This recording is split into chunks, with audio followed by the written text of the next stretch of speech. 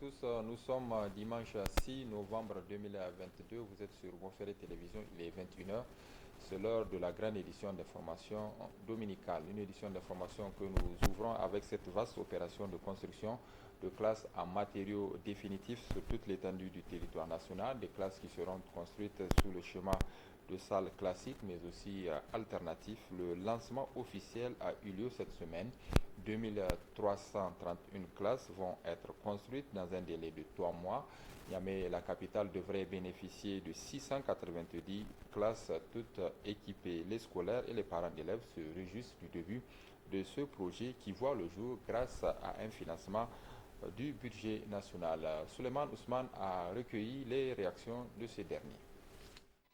331 classes en matériaux alternatifs et classiques, dont 690 pour le compte de la région de Niamey. C'est le total des classes qui seront construites dans un délai de 3 mois.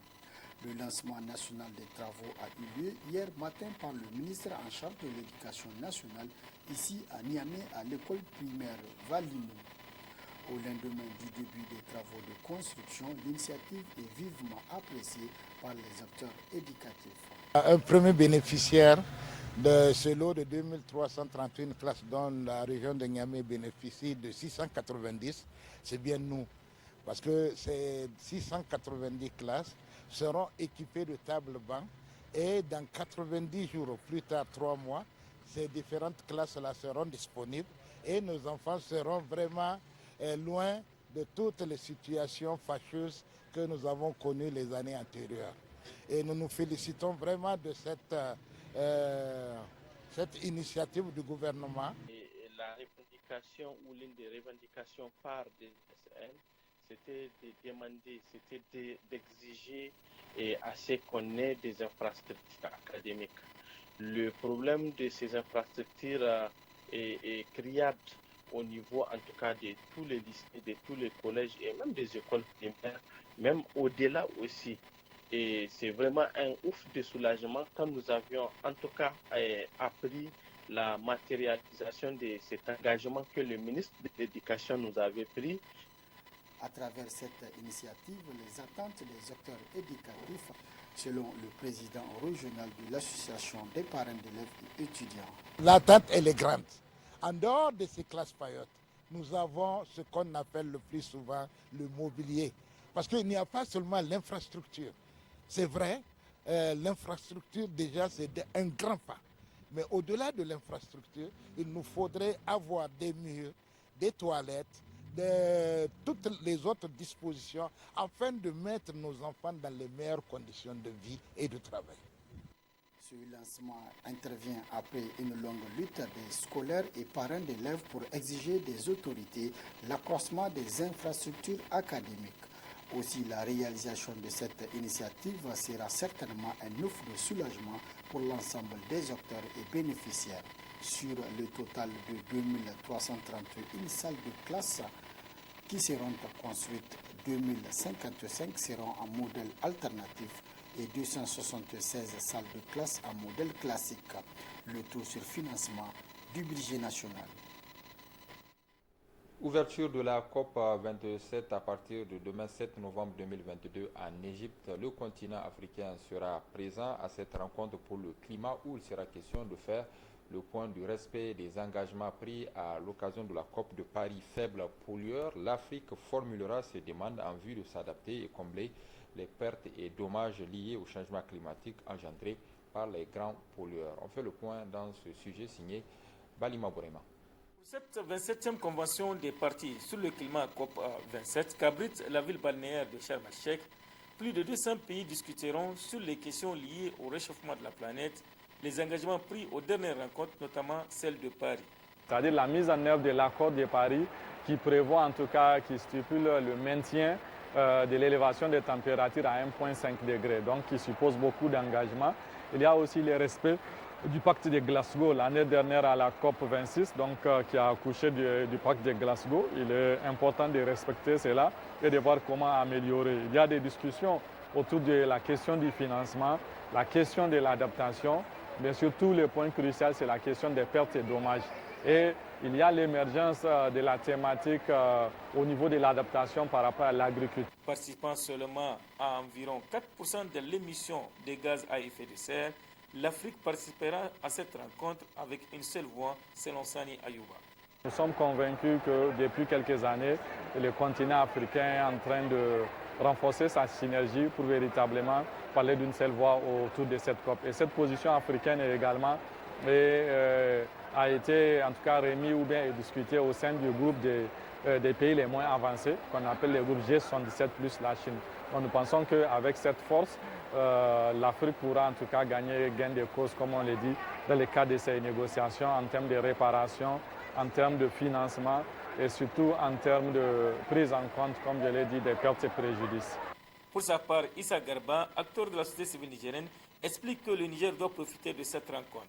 La société civile nigérienne se positionne pour que vraiment la contribution prévue déterminée qui a été élaborée et adoptée par le Niger, qui est aujourd'hui la politique phare du Niger dans le cadre de la lutte contre le changement climatique, puisse avoir des financements. Aujourd'hui, nous pensons que cette COP qui est une COP africaine, parce qu'elle se passe sur la terre africaine, puisse profiter plus aux Africains. Nous devons avoir vraiment plus de solutions, plus d'engagement. Nous devons créer les conditions, nous, en tant que société civile, à amener vraiment nos pays ou bien le continent africain à tirer gain par rapport à cette COP qui se passe en terre africaine. Tenue pour la première fois en 1972, la conférence des partis sur le climat vise à atténuer l'impact du réchauffement climatique sur la vie des populations. Depuis, plusieurs avancées ont été observées avec beaucoup de retard et de divergences. Le président nigérien Mohamed Bazoum participe à cette rencontre qui s'est ouverte ce dimanche 6 novembre 2022 et fermera ses portes le 18 novembre 2022. C'est une préoccupation régulièrement soulevée par les usagers de la route qui font les frais souvent de la police de la circulation routière.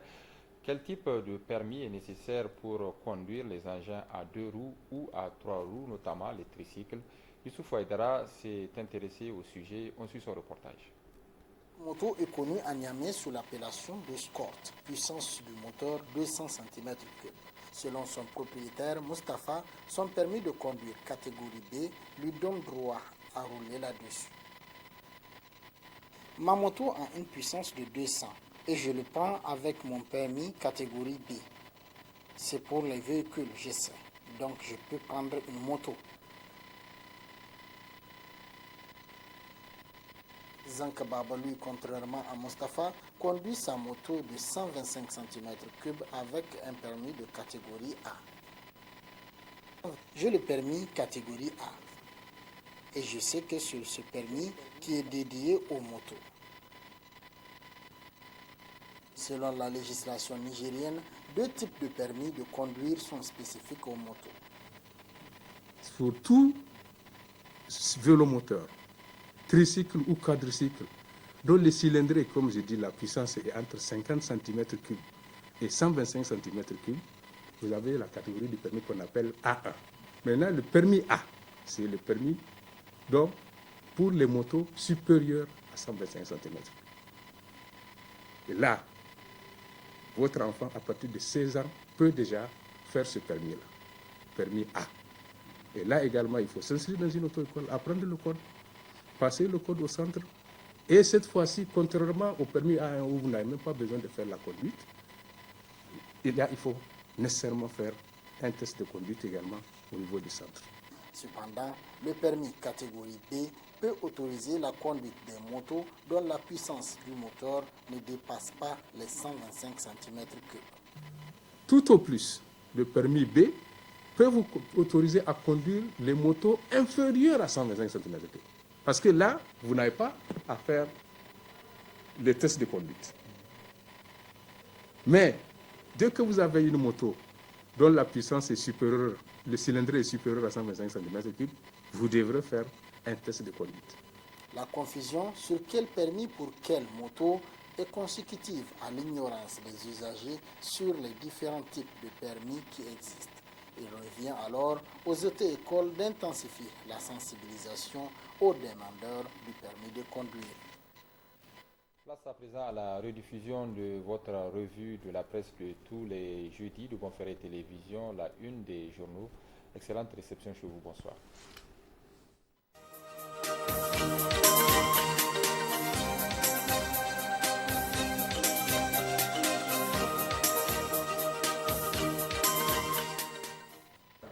La revue de la presse de Bonferré, c'est avec Mustapha Abdrahman Zongoma. Mustapha, bonsoir et bienvenue. Bonsoir Samira Ali Maïga, bonsoir chers téléspectateurs et téléspectatrices de la radio et télévision privée Bonferré. Bienvenue dans la une des journaux de Bonferré Télévision en ce jeudi 3 novembre 2022.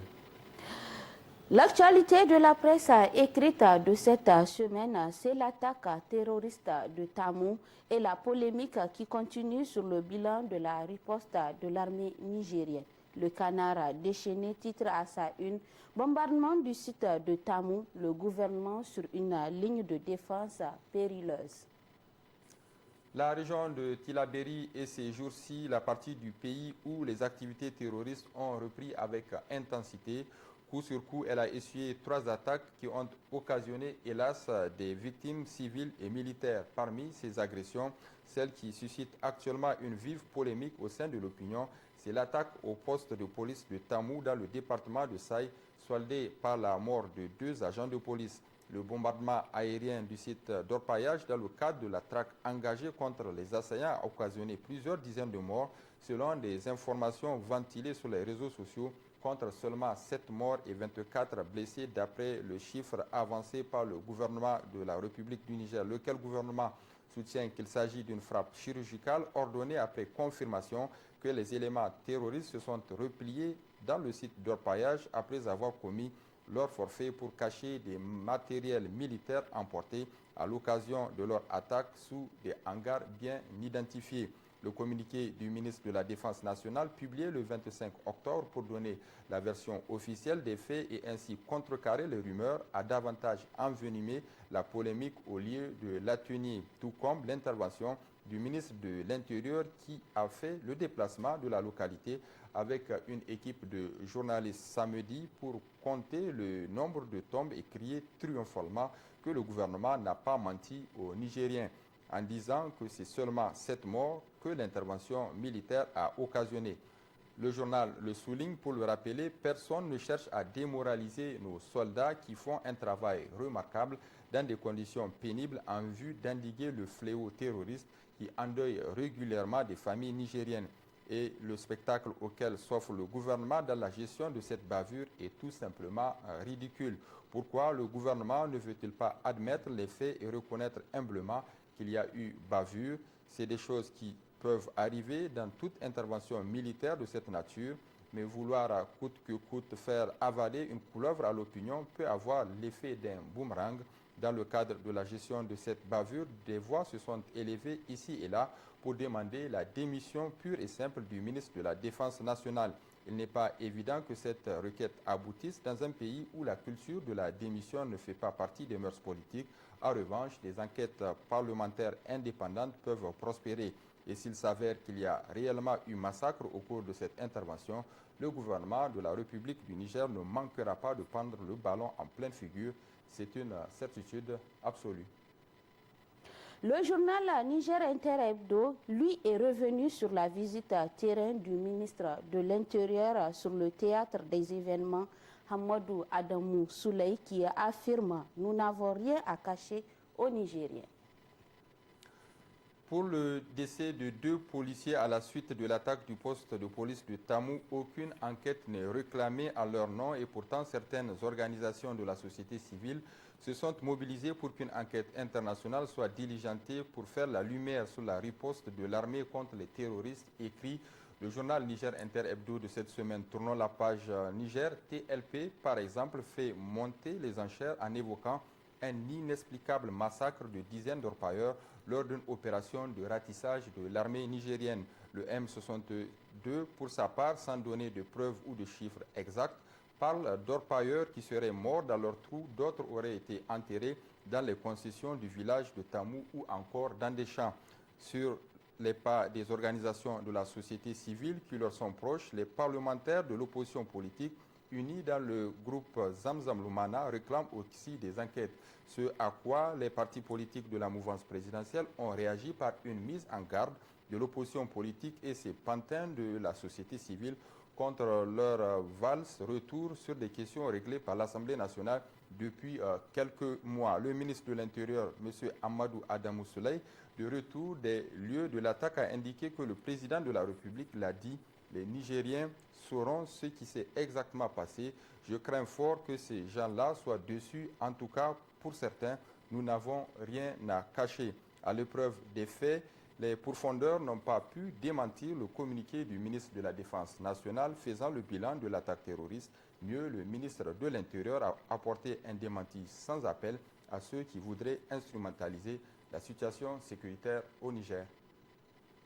Le quotidien L'Enquêteur d'hier mercredi est intrigué par ce qu'il a qualifié de silence bavard de Bazoum Mohamed. Volubule de nature, le 27 novembre 2021, le président de la République, Bazoum Mohamed, a cru utile de s'exprimer sur le blocage d'un convoi militaire français au Burkina Faso. Le président nigérien s'en est vertement pris aux manifestants burkinabés tout en réaffirmant son indéfectible soutien à l'ancienne puissance coloniale, rappelle le quotidien L'Enquêteur d'hier mercredi. Mohamed Bazoum a critiqué tour à tour l'incapacité de la junte malienne à obtenir des résultats efficaces en matière de sécurité et les coups d'État. L'analyse est fidèle à la réalité. Le président nigérien adore s'immiscer dans les affaires maliennes. Voilà qu'un événement tragique survenu sur notre territoire cette fois-ci qui exige de Bazoum Mohamed qu'il s'adresse à ses concitoyens. Mais le président de la République a préféré envoyer son ministre de l'Intérieur au charbon. Les Nigériens ne sauraient se contenter de cette dérobade. Ils veulent la vérité telle qu'elle, surtout que l'opération déminage du ministre de l'Intérieur n'a pas été couronnée de succès. C'est connu de tous, il n'y a pas de propre guerre. Les bavures, les dégâts collatéraux surviennent même durant les opérations militaires les mieux préparées. Ce n'est pas la vérité qui tue une seconde fois les victimes collatérales d'une guerre, c'est plutôt le mensonge, le travertissement des faits. Voilà pourquoi les Nigériens attendent ardemment une prise de parole du président de la République par rapport aux événements de Tamou. Le journal Le Monde d'aujourd'hui de cette semaine s'interroge. À quelle fin le site d'orpaillage de Tamou a été fermé? Oui, Samira Ali Maïga, le journal ne s'attarde pas sur la vive polémique provoquée par l'intervention aérienne autour du nombre de morts ou de blessés, ainsi que leur identité qui accourt actuellement. Il s'intéresse plutôt à la fermeture du site qui est placé sous surveillance militaire dès le lendemain du drame après l'annonce de sa fermeture. Après le déguerpissement de ses exploitants, estimé à plus de 4000 personnes, majoritairement des jeunes. Cette refermeture du site de Tamou est motivée officiellement par des raisons sécuritaires, mais derrière cet acte, n'y a-t-il pas des intentions cachées? Dégager la zone pour faciliter, par exemple, l'implantation des forces militaires étrangères accueillies dans notre pays par le gouvernement pour nous aider à combattre les groupes terroristes. C'est une hypothèse qu'on ne peut pas totalement exclure quand on sait que la région de Tillabéri est censée abriter l'essentiel de ses forces et que Tamou est une localité sensible au regard de sa proximité avec le Burkina Faso.